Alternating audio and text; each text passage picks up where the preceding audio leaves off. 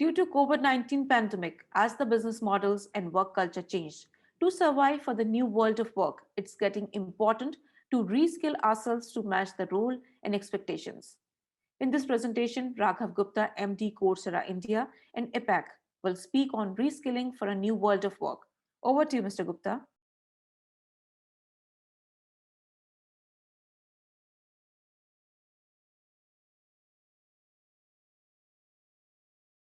Thank you for that introduction. I'm happy to share some of what we've been doing at Coursera. And the topic for the presentation today that we put together is called Reskilling for a New World of Work.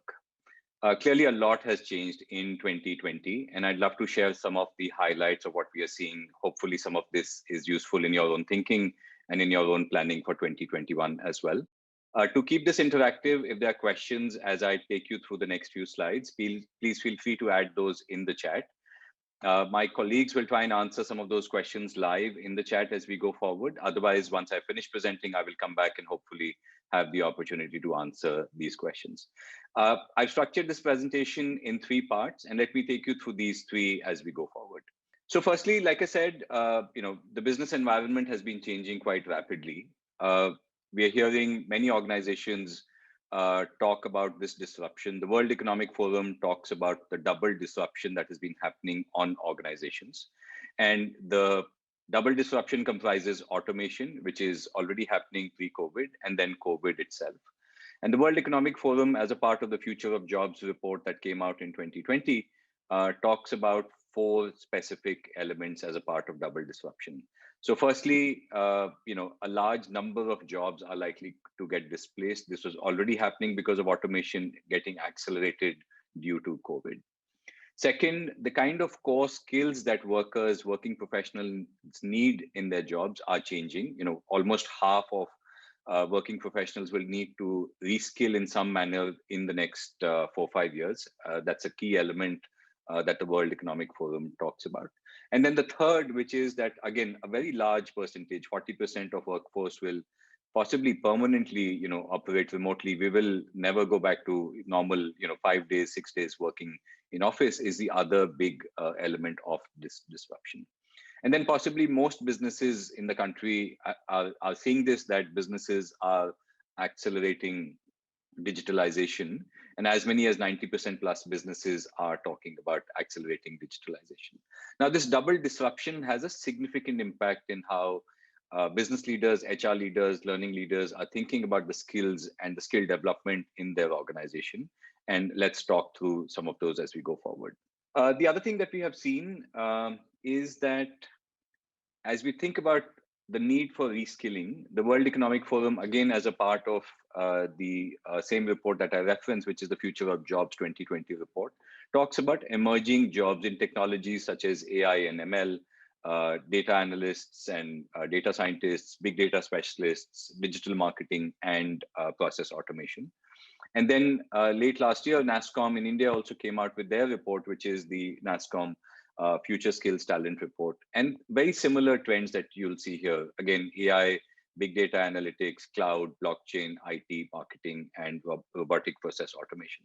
Now, on the Coursera platform, where millions of learners in the country as well as outside come in, we came out with our Global Skills Index in somewhere around the middle of last year.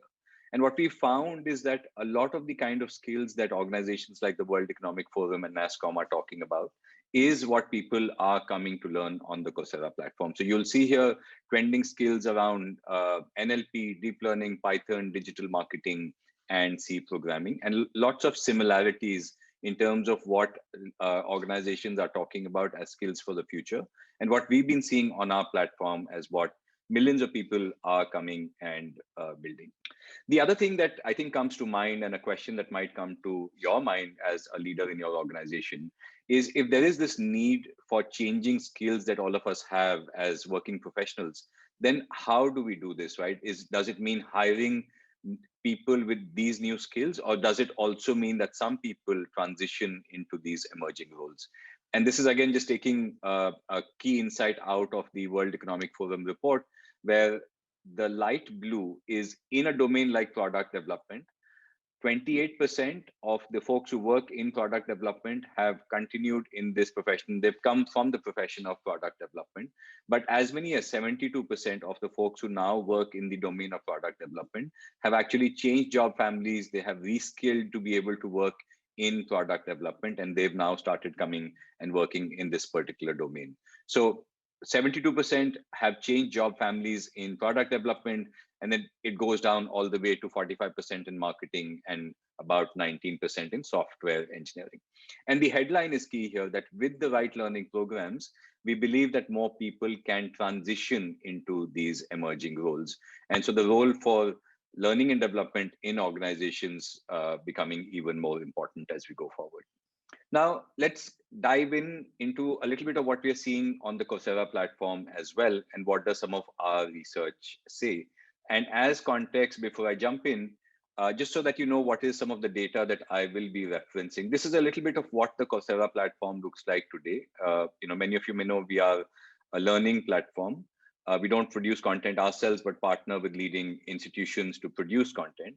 And on the Coursera platform today, on our consumer platform, there are over 77 million registered learners, of whom about 11 million are in India.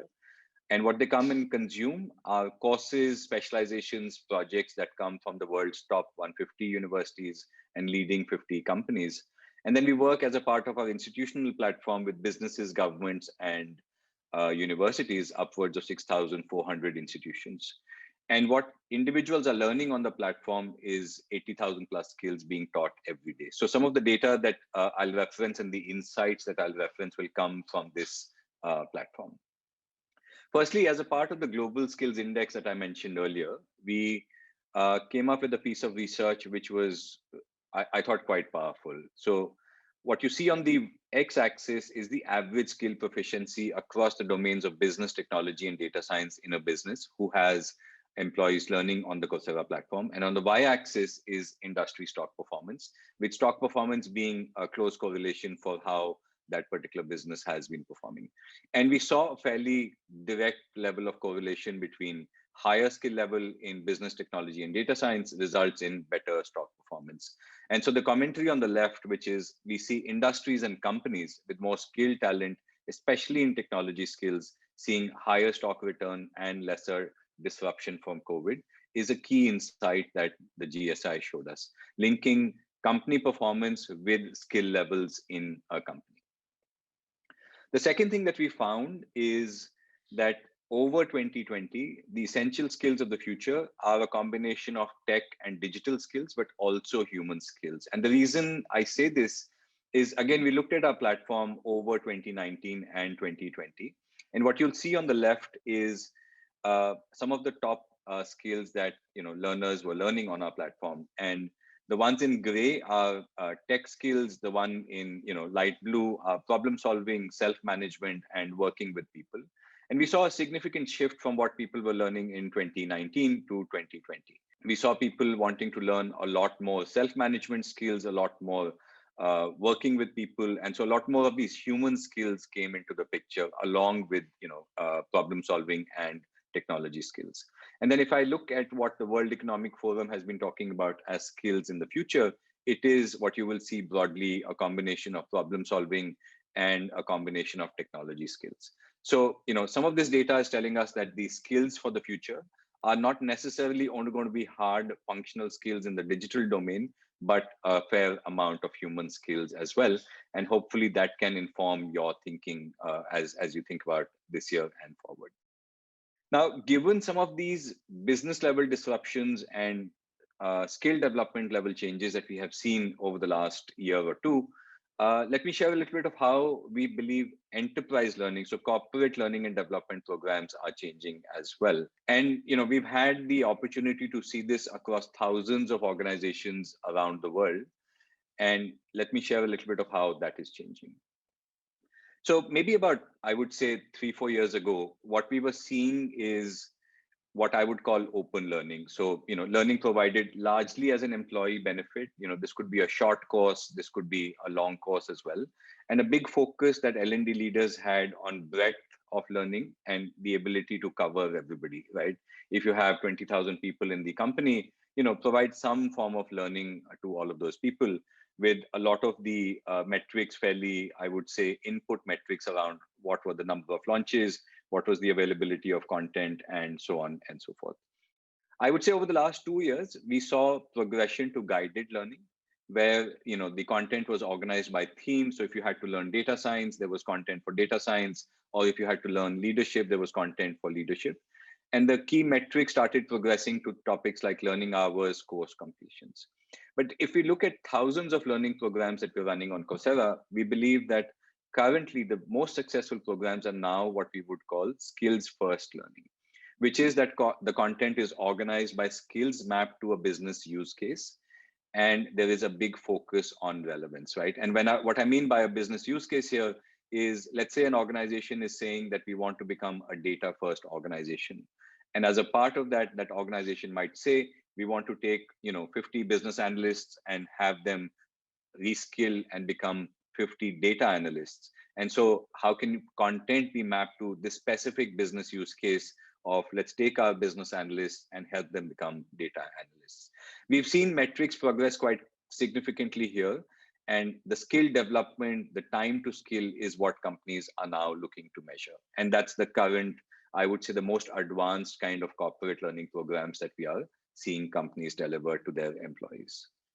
And so this whole shift from open learning, let a learner come in, get an access to a content library, to saying today, let's come in and have a learner focus on where are you today and where do you need to be tomorrow, is the skills first learning that we have seen.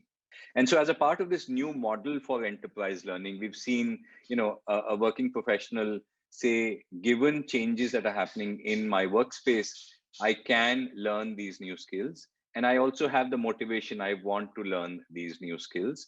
And we're finding that a Coursera for Business approach, which comprises these 4 elements, is working quite strongly, is delivering quite relevant impact to organizations. So firstly, the ability to have world-class content and credentials. Our time is always under pressure. And so to get world-class content that comes from top universities, top companies, and is not just a micro impact on my skills, but is something that is meaningful, is deep skilling, is one of the things that employees who are saying, I can and I want to say. The second element is in-demand skills, right? Skills of the future. Firstly, knowing which are these skills that are the in-demand skills, and then making them role relevant as well, right? Instead of coming into a library where there are thousands of courses available, what this learner wants to know is, I am in a skill level A today, I want to go to skill level B. So my previous example of, I'm a business analyst, I want to become a data analyst, and how can I be provided role-based skills and courses for that. And then third, hands-on learning as well. So not just limiting the learning to knowledge, but also to practice.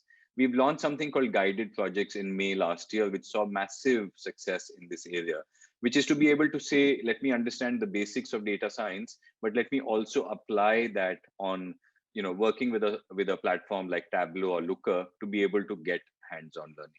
And then lastly, not just looking at measurement of basic metrics like learning hours and completions, but to be able to say, if an organization was at a skill level X in a particular domain, how did you manage to get up on the skill curve? And just to be able to measure some of this skill development as well. We've seen also that for many businesses, as learning and development has become more important, there has been a constant conversation around how do we measure the business impact, the return on investment of these programs. And in my experience, there are 4 key elements that get impacted. Companies that are running strong programs are delivering on business goals by building critical skills. Skills in emerging technologies are really hard to hire for. And we find that many organizations are succeeding more by upskilling their people and enabling them to move roles within the organization, as opposed to necessarily hiring for those skills. And if companies are saying digitization is our strategy, data is our strategy, then they're looking at building those skills in-house. Secondly, there's a lot of research around how companies are investing in technology for their organizations, but are not realizing the full value of those technologies investments. And using projects, using hands-on learning, we've seen many organizations are actually able to train their employees to derive the full value of that technology investment as well. Third, I don't think needs a lot for me to share about, especially for younger employees. Uh, Development is a key element of an employer's value proposition. And so we've seen companies bring down employee turnover, increase engagement levels because of powerful learning and development programs. And then because you're able to train a lot of people in-house, they've been able to reduce talent acquisition costs as well. And so this whole question about, how do we measure the impact of learning and development programs is getting answered. IDC, which is this third-party research organization, did interviews with some Coursera for Business customers and found that many of them were seeing significant, 7x plus return on investment on the dollars and rupees that they were investing in these programs. And so I'll end with that. I think hopefully this sets up some level of thinking for what might be good input into going into 2021 around thinking about skills for the future. Thank you.